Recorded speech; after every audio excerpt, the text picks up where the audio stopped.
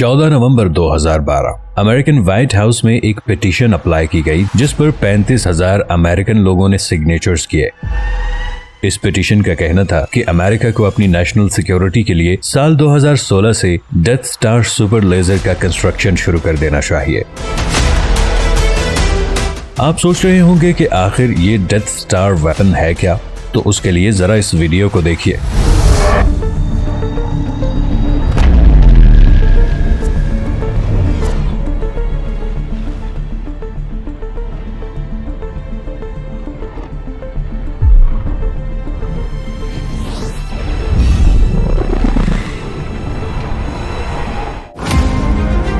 ये video star war movies का है, जिसमें अभी आपने जो मूनलाइट स्ट्रक्चर देखा, जिससे निकलने वाली पावरफुल लेजर ने पूरे प्लैनेट को ही डिस्ट्रॉय कर दिया। इसी का नाम death star super laser weapon है। एक ऐसा वेपन जो 1 सेकंड में पूरे प्लैनेट में मौजूद हर चीज को खत्म कर सकता है। पर सवाल यहाँ ये है कि लोगों की इस पिटीशन पर अमेरिकन सरकार का जवाब क्या था, और क्या America secretly death star super laser weapon बना रही है, और क्या हमारे पास कोई ऐसा वेपन है भी जो एक ही बार में पूरे के पूरे प्लैनेट को खत्म कर सकता हो। आज की इस वीडियो में हम इसी के बारे में जानने वाले हैं। वीडियो में आगे बढ़ने से पहले जल्दी से हमारे चैनल को सब्सक्राइब कर लें और साथ मौजूद बेल आइकॉन पर भी क्लिक कर दें।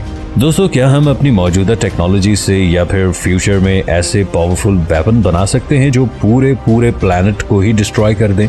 रिसर्च करने पर मुझे कई ऐसे अनोखे वेपन्स के आइडियाज मिले जो इतने खतरनाक हैं कि इनके लिए प्लैनेट को तबाह कर देना कोई काम ही नहीं।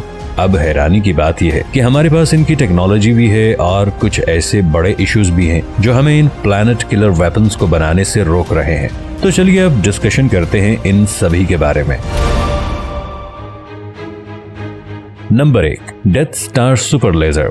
दोस्तों, आपने इजराइल के air defence laser iron dome के बारे में तो सुना ही होगा। एक ऐसा लेजर वेपन जो हवा में 70 किलोमीटर दूर तक ही दुश्मन मुल्क के मिसाइल को सिर्फ पावरफुल लेजर से ही डिस्ट्रॉय कर देता है। अब इसकी जरूरत इसराइल को इसलिए भी थी क्योंकि यहूदियों और इस्लामिक कंट्रीज के बीच उसके कई पड़ोसी मुल्क इसराइल के शहरों को निशाना बनाते हैं। कुछ ही अर्सा पहले हमास और इस्लामी जिहाद के लोगों ने गजा से इसराइल के कई मशहूर शहरों पर 4,300 मिसाइल दागे थे और इसराइल के इसी एयर डिफेंस सिस्टम आयरन डोम ने 90% से ज्यादा मिसाइलों को हवा में ही उड़ाकर शहरों पे गिरने से रोक दिया। कहने का मतलब सिर्फ यही है कि हमारी मौजूदा टेक्नोलॉजी से भी ऐसी पावरफुल लेजर बनाई जा सकती है जो चीजों को डिस्ट्रॉय कर सके। हमें बस आयरन डोम जैसे लेजर को और भी बड़ा और पावरफुल बनाना होगा, और अगर हम इस लेजर सिस्टम को एस्ट्रोनॉमिकल लेवल पर भी बढ़ा देते हैं, यानी इसका साइज मून जितना बड़ा कर दिया जाए, तो ये इतना फायदेमंद होगा कि हम इसकी मदद से किसी भी प्लैनेट को या फिर अर्थ को भी एक ही बार में डिस्ट्रॉय कर सकते हैं। तो क्या ये पॉसिबल है? तो इसका जवाब है नहीं, जिसकी सबसे बड़ी वजह है पैसा, जो इस प्रोजेक्ट में इतना ज्यादा खर्च होगा कि उसे जमीन पर मौजूद सभी कंट्रीज भी फंड नहीं कर सकती। और ये मैं नहीं बल्कि खुद अमेरिकन सरकार ने एक्सप्लेन किया है, क्योंकि जब साल 2012 में अमेरिकन लोगों ने डेथ स्टार जैसी पावरफुल प्लैनेट किलिंग लेजर बनाने की पिटीशन शुरू की थी, तो रूस के मुताबिक अगर किसी पिटीशन पर 25,000 से ज्यादा सिग्नेचर हो जाते हैं तो इसका जवाब यूएस गवर्नमेंट को ही देना पड़ता है। और इस पिटीशन पर तो 34,000 से ज्यादा सिग्नेचर्स थे, इसलिए अब अमेरिकन सरकार को तो जवाब देना ही था।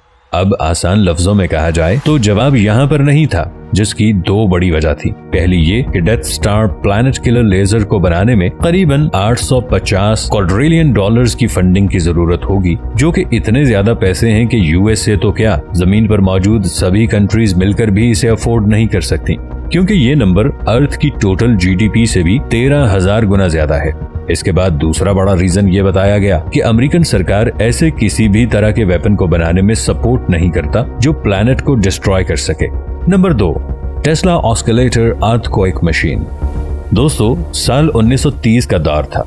उस वक्त निकोला टेस्ला के एसी करंट ने उन्हें दुनिया के बेस्ट साइंटिस्ट में शामिल कर दिया, और अब टेस्ला एक ऐसी डिवाइस पर काम कर रहे थे जिसकी मदद से वो इस एसी करंट को दूर दूर तक घरों में सप्लाई कर सकें, जिसके लिए टेस्ला एक ऐसे छोटे से पावरफुल ऑस्किलेटर डिवाइस पर काम कर रहे थे जो एसी करंट की फ्रीक्वेंसी को मैच करके काफी आसानी से इसे दूर तक ट्रांसफर कर सकता है। अब टेस्ला ने अपने इस एक्सपेरिमेंटल डिवाइस को स्टीम पावर ऑस्किलेटर का नाम दिया और जल्द ही एक टेस्टिंग के दौरान टेस्ला ये समझ गया कि उनकी ये डिवाइस एक इलेक्ट्रिसिटी ट्रांसफर डिवाइस से भी काफी बढ़ के है और इसकी मदद से आर्टिफिशियल अर्थक्वेक जनरेट किए जा सकते हैं। क्योंकि टेस्टिंग के दौरान टेस्ला ने अपने इस ऑस्किलेटर को ऑन किया तो जिस बिल्डिंग में टेस्ला की लेबोरेटरी थी उस पूरी बिल्डिंग में ही अर्थक्वेक आ गया और बिल्डिंग जोर जोर से हिलने लगी। इसके अलावा कंफर्मेशन के लिए टेस्ला ने इस डिवाइस को कई और जगह भी ऑन करके देखा और रिजल्ट सभी जगह पर एक जैसे ही आ रहे थे। अब दोस्तों इसके अलावा टेस्ला की इस पावरफुल डिवाइस से एक एक्सीडेंट भी हो गया, क्योंकि जब वो इस डिवाइस को लेकर न्यूयॉर्क के ब्रुकलिन ब्रिज से जा रहे थे तो तब उनकी पॉकेट में मौजूद इस डिवाइस से निकलने वाली इस फ्रीक्वेंसी से पूरा ब्रिज हिलने लगा था। अब आपके जहन में आ रहा होगा कि आखिर ये डिवाइस काम कैसे करती थी। तो इसके पीछे की साइंस काफी सिंपल थी। ये डिवाइस ऐसी फ्रीक्वेंसी निकालती थी जो आसपास के एटम्स की फ्रीक्वेंसी को मैच करके इन्हें वाइब्रेट कर सके। ये बिल्कुल ऐसा ही था जैसा कि आपने इंटरनेट पे देखा होगा कि कई लोग अपनी आवाज की वाइब्रेशन से कांच के ग्लास को तोड़ देते हैं। अब निकोला टेस्ला की डिवाइस की सबसे बड़ी खासियत ये थी कि पॉकेट में आ जाने वाली छोटी सी डिवाइस एक पूरी बिल्डिंग, यहाँ तक कि एक ब्रिज को भी अर्थक्वेक से हिला देने की पावर रखती है। अब ऐसे में सोचिए कि अगर इस तरह की डिवाइस को काफी बड़ा कर दिया जाए तो वो कितना ज्यादा खतरनाक होगा। और शायद निकोला टेस्ला अगर इस प्रोजेक्ट को और भी ज्यादा बढ़ाते तो ये ऑस्किलेटर इतना पावरफुल भी हो सकता था कि पूरी की पूरी अर्थ पर ही अपनी फ्रीक्वेंसी से अर्थक्वेक ला सके। क्योंकि देखो, हमारा अर्थ भी बाकी सभी चीजों की तरह जैसे डिफरेंट एटम्स से बना हुआ है जिनकी अपनी एक स्पेसिफिक वाइब्रेशन है। अब आप ये समझ पा रहे होंगे कि निकोला टेस्ला की इस डिवाइस की पावर कितनी ज्यादा थी और टेस्ला जैसे जीनियस साइंटिस्ट ने शायद इस बात को और इसके खतरों को पहले से ही समझ लिया था। इसीलिए ये ऑस्किलेटर इन्वेंशन कभी दुनिया के सामने आई ही नहीं और इसलिए कई लोग आज भी उस इन्वेंशन को टेस्ला की एक इमेजिनेशन मानते हैं। Number 3, nanobot swarm. वैसे मुझे लगता है कि हमें बड़े वेपन बनाने की बजाय छोटे वेपन्स लेकिन लार्ज अमाउंट में बनाने पर ध्यान देना चाहिए, जिसका आइडिया हमें 1940 के एक रिसर्च पेपर से मिलता है जिसमें साइंटिस्ट जॉन वॉन न्यूमैन ने एक ऐसे सेल्फ रेप्लिकेटिंग रोबोट बनाने के आइडिया को एक्सप्लोर किया था। ऐसे रोबोट जो बहुत ही कम वक्त में ग्रोथ कर सकते हैं।